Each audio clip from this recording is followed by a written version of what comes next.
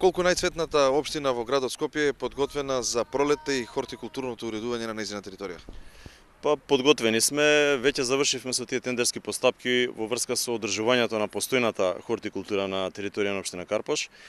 Така што оние потези што и до сега ги обслужувавме и ги украсувавме со цвеќиња и со расад, како што се жардинерите на Партизанска, како што се кружниот тек, плоштадите и така натаму, и оваа година ќе имаме пролетно и есенско садење и истите ќе бидат и со автоматско полевање како и до сега, така да сме подготвени.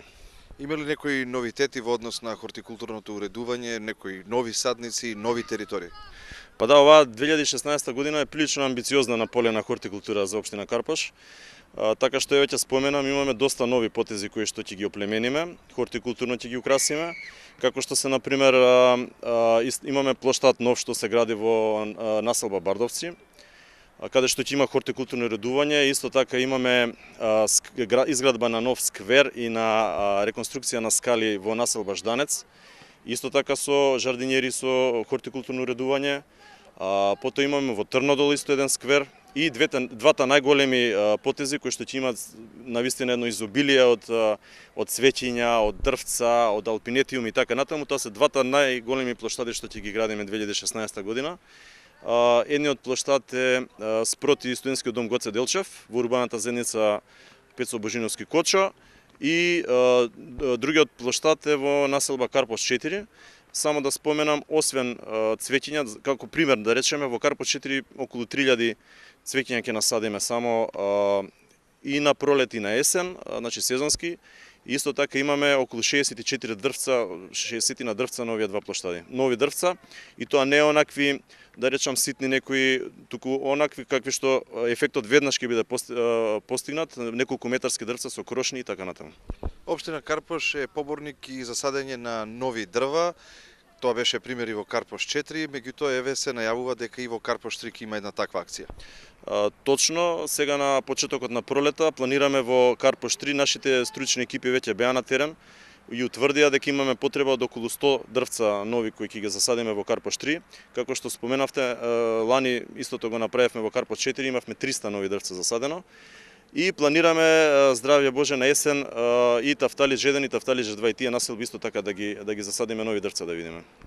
Колку жителите на општина Карпош знаат и можат да уживаат во благодетите што им ги пружа локалната самоуправа, конкретно за новите садници, за дрвата и за сето она што го работите на терен? Па се трудиме сето она што ќе го изработиме да биде во согласно со потребите на граѓаните, исто така се трудиме откако ќе го сработиме да истите, значи граѓаните да бидат информирани. Во текот на подготовката на сите овие активности ние ги консултираме граѓаните, нивните сугестии и така натаму, на терен тоа секако дека го спроведуваме. Дали тие го одржуваат зеленилото конкретно? Па, знаете како, мешани се, значи некаде навистина како што ќе засадиме, така немаме потреба да реагираме. Има некои потези што, да речеме, понекогаш од некои несовесни граѓани се оштетуваат и така натаму, меѓутоа генерално не е страшно и успеваме да го обслужуваме сето тоа да биде како што треба. Ова локална самоуправа води голема грижа и за урбаната опрема и детските игралишта, тоа се гледа на терен, значи се менуваат старите до трајна урбана опрема, клупи, корпи за отпадоци, исто така и со детските игралишта. Да, токму денови е во тек една голема акција на реконструкција на детски игралишта и спортски игралишта на територија на општина Карпош. Значи веќе се 7-8 од оние оивичени детски игралишта поголеми веќе се реконструирани целосно, офарбани, заменети се реквизитите, поправени и така натаму.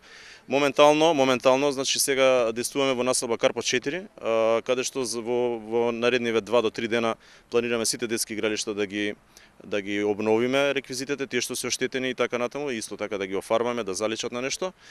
Потоа продолжуваме со населба Карпош 3, па одиме во Тафталич 1, Тафталич 2, Козле, кај што најчесто има што гравитираат околу улица Јури Гагарин, така што планираме до почетокот на април сите овие потези што ги напоменав и односно целата територија на општина Карпош да доведеме во ред. И повторно ќе апелирам апропо минатото ваше прашање до граѓаните да и они колку што може да водат сметка да се грижат за јавното добро, за урбаната опрема, како не би трошеле ние средства, наместо да трошиме за нови игралишта, да не се враќаме повторно истите да ги поправаме цело време.